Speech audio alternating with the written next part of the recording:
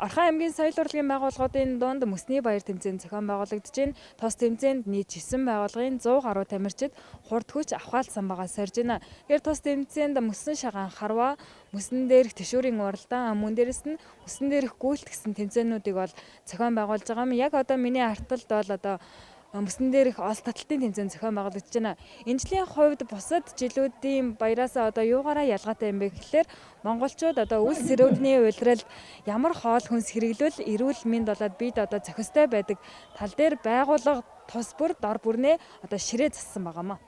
За энэ өдрийн мэндийг хүргэе. Манай соёл урлагийн байгууллага маань тусдаа гарч өнөөдөр эхнийхэн одоо бүх соёлын ажилтнуудаа бүгдийг хамтарсан энэ сайхан өдөрлөгт одоо баг хамт олноороо байгууллагаараа оролцож байгаа одоо маш их баяртай байна. Үнэхээр энэ цар тахлын үед бас нэг өдөр ч гэсэн битүү байшингаас гарч энэ сайхан нээлттэй агаарт мөсний баяр хийж байгаа бас цагаа олсон их сайхан үйл ажиллагаа хамт олныг бүрдүүлсэн уур амьсгалыг зөв тийш нь хандуулсан ийм сайхан хандлагатай үйл ажиллагаа явуулж байгаа одоо удирдлагуудаа баярлалаа. За манай байгууллага болохоор Игшгэлэн соёлын төв 3 эрэгтэй, 4 эмэгтэйтэй оролцож байна. Маш их өрсөлдөөнтэй болж байна. За хоккейн тэмцээн нь бас их сонирхолтой, маш их хөгжилтэй сайхан боллоо. За эрчүүдийн маань бас энэ мөсөн шагаа үнэхээр гоё үед юм байна. Эрчүүдийн дунд. Одоо олсныхаа тэмцээнд олс таталтанд одоо баг бүрэлдэхүүнээрээ бэлдээд орох гээд бэлэн болоод байж байна. Энэ жилийнх бол мөсний баяр хоккей явуулж байна. Мөсний шагаа явуулж байна. Дээрэс нь бас нөгөө монголчууд одоо энэ хүйтэн өвлийн цагийг ямар хоол хүнс хэрглэж өнтөөд авдаг байсан бэ гэсэн одоо тэр чиглэлээр энэ сэдв дор ширээ засж байгаа.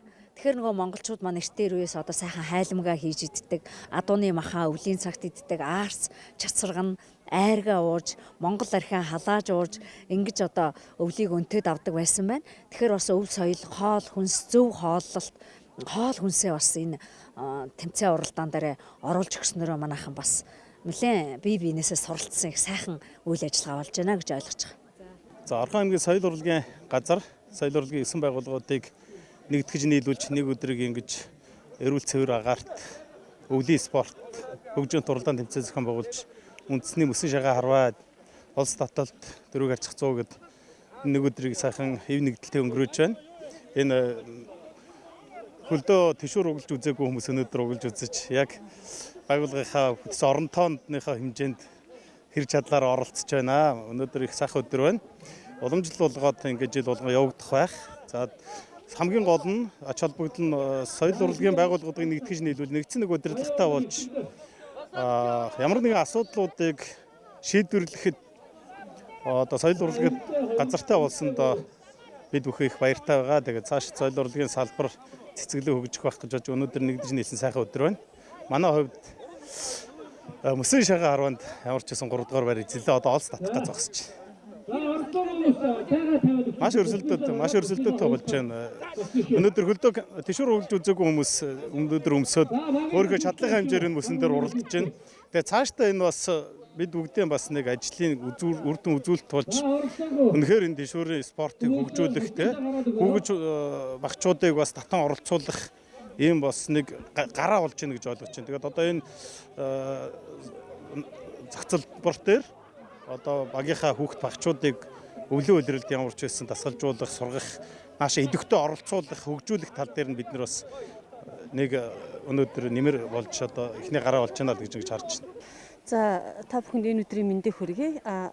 Манай соёл урлагийн байгууллага маань соёлын яамтай болж, Орхон аймаг маань соёлын газартай болж, энэ анх удаага цасны баярыг соёлын одоо энэ байгууллагууд маань тэмдэглэж байгаагаар онцлог байна. Энэ болохоор 2019 оноос хойш дэлхийн нийтлэлээр болсон цад тахлын үеэс хойш бид хэд ингэж бөөгнөж одоо ингэж цасныхаа баяр болон өршөө олон нийтэд үйл ажиллагаа нэг хийгдээгүй байсан. Ихэвчлэн бол захимаар явж ирсэн. Энэ бол бөөнөрөө урлагийн байгууллагууд нэгдээд бие бинийгээ дэмжээд, тавталгаа дэмжээд ийм сайхан үйл ажиллагаа болж байгаад бид их баяртай байна. Манай байгууллагаас нийт манай Эрдэнэ төлөөрийн соёл урлагийн засвар нийт 86 ажилтнтай. Тэгээд тэрнээс ерөнхийдөө бол манайх 45-6 хүн бол одоогоор оролцоод байж байна. Энэ жилийн Мөсний баяр нь бусад жилүүдээс олон төрөл тэмцээн болон хээрийн хоолоор байгууллага тус бүр ширээ засч оролцож байгаагаараа онцлог хэмээн холбогдох албаны хүн мэдээллээ. Энэ жил хамгийн гол нь бас энэ биеийн дамир спортын газар маань энэ төв одоо энэ цэнгэлт хөрвүүлэнгийн маань бас ийм сайхан мөсөн талбай болгоцсон байгаа. Ийм байгаа учраас бид нар бас манай соёл урлагийн байгууллага маань мөсний баяр болгож хийж байгаагаараа бас анхных нь тий.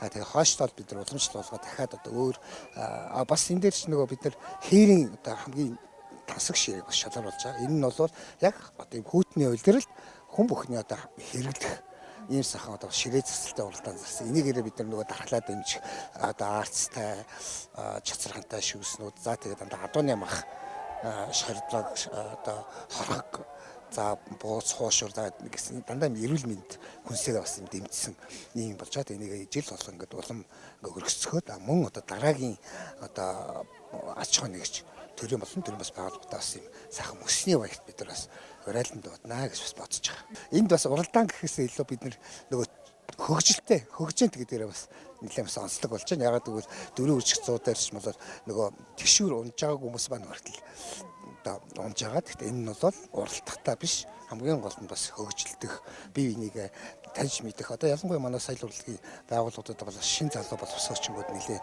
орж ирж байгаа. Тэгээд энэ залуучуудаа бас бие биетэйгээ танилцах, хамтын одоо бүтээл хийх, хамтын ажиллагаа сайжруулахад бас нэлээд төлөвчтэй юм ажил болж байгаа гэж үзэж байгаа.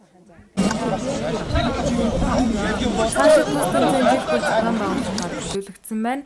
Ингэснээр Орхон аймгийн нийт соёл урлагийн байгууллагуудын харилцаа холбоо сайжрах ач холбогдолтой юм.